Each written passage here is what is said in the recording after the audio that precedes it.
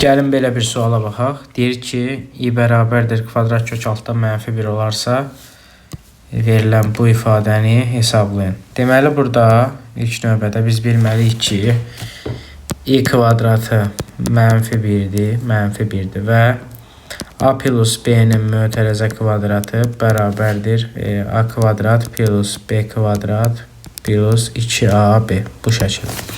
Bunların ikisini biz bilməliyik.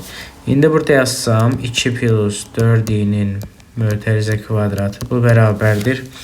Birincinin kvadratı üstəgəl ikincinin kvadratı plus 2 vur 2 bir də vur 4 ikinci. Bu da bizə verir 4 üstəgələk 16i kvadratı plus 16i.